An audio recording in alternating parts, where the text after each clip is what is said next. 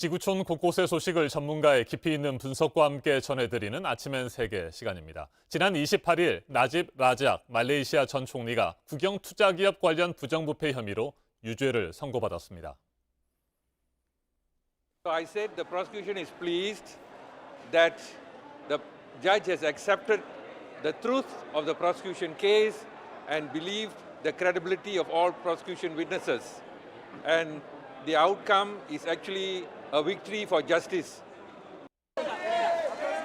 나집 전 총리는 재임 당시인 2009년 경제개발 사업을 하겠다며 설립한 국영 투자기업을 통해 총 45억 달러, 우리 돈으로 5조 2천억 원을 빼돌린 의혹을 받고 있습니다. 총 42개의 혐의로 기소됐는데 지난 28일에는 그중 7개 혐의에 대한 1심 선고가 있었습니다. 법원은 7개 혐의 모두 유죄 판결을 내렸고 징역 12년과 벌금 2억 1천만 링깃, 우리 돈으로 따지면 592억 원을 선고했습니다. 나집 전 총리는 곧바로 항소하겠다고 밝혔습니다. Okay, saya amat kecewa dengan kehakiman dalam kes SRC kerana pihak kami yakni yang diketuai oleh Tan Sri Syafiee, peguam-peguam saya telah memberi. 나집 전 총리는 말레이시아의 유명한 정치 가문에서 태어났습니다. 화려한 경력과 카리스마로 말레이시아 국민들에게 한때 큰 인기를 끌었습니다. 지난 2009년 총선에서 당선된 뒤 총리직을 수행했고 2013년 재선에도 성공하면서 탄탄대로의 정치 인생을 달려왔습니다. 하지만 2015년 국영 투자기업 관련 부정부패 의혹이 제기되면서 나락으로 떨어졌습니다. 자택 수색 과정에서 트럭 5대로 실어 날라야 할 정도로 수만 개의 값비싼 핸드백과 시계, 보석 등이 발견됐습니다. 민심은 등을 돌렸습니다. 퇴진을 촉구하는 시위도 격렬하게 이어졌습니다. 결국 2018년 총선에서 60년 만에 반대 정당에 총리직을 내주는 참패를 당했습니다. 나집 전 총리의 부정부패 의혹은 말레이시아 정치계를 뒤흔들고 있습니다. 수많은 국가재정기관과 국제투자은행들까지 직간접적으로 연루된 사실이 드러나면서 국제적 파장도 매우 큽니다. 전문가와 좀 더 자세하게 짚어보겠습니다. 말레이시아 전문가입니다. 김형종 연세대 국제관계학과 교수 전화로 연결됐습니다. 교수님 안녕하십니까? 네, 안녕하십니까. 네, 총 42개의 혐의 가운데 지금까지 7개 혐의에 대한 1심 선고만 내려졌습니다. 나집 전 총리는 항소 의지까지 밝혔고요. 최종 결론이 나기까지 앞으로도 상당한 시간이 걸리겠죠? 네, 그렇습니다. 일단 즉각적인 항소 의사를 밝혔기 때문에 이에 관련해서 항소법원, 연방법원을 거쳐서 최종 판결이 나오기까지는 적어도 1년이 소요될 예정입니다.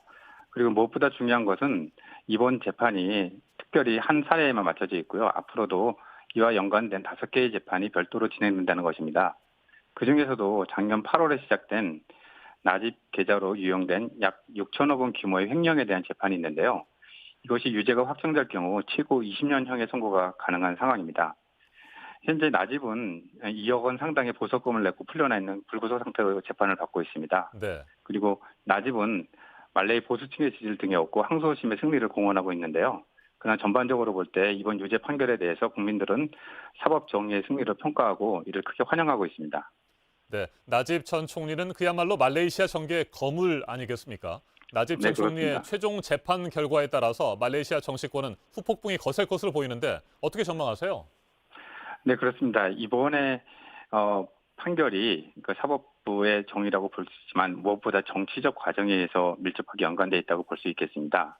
특히 2월 의회 쿠데타로 집권한 현 정부가 개혁의 의지를 표명하고 있기 때문에 나집 판결이 유죄로 확정되는 것이 개혁 의지로 선전할 가능성이 굉장히 크고요.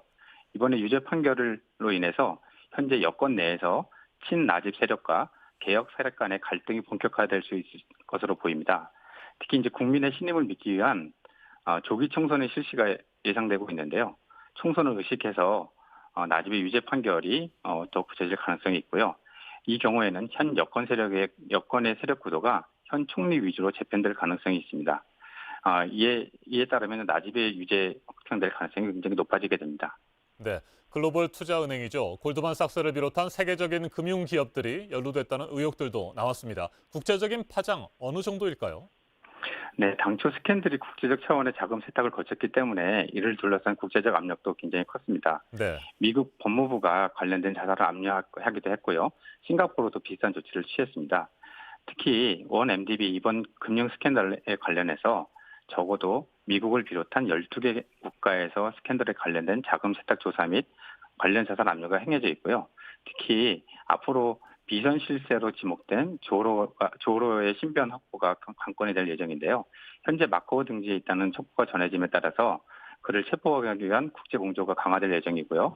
이 경우에 관련 수사와 재판이 가속화될 전망이고 이와 관련된 국제적 파장도 커질 예정입니다.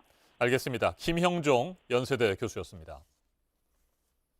나집 전 총리의 재판 담당 판사는 검찰이 혐의를 의심할 여지 없이 입증한 반면 나집 전 총리 측은 반박에 실패했다고 밝혔습니다. 나집 전 총리는 이번 판결로 세상이 끝난 것은 아니라며 항소심에서 반드시 결백을 밝히겠다고 주장했습니다.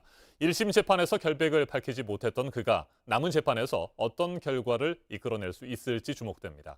지금까지 아침엔 세계였습니다.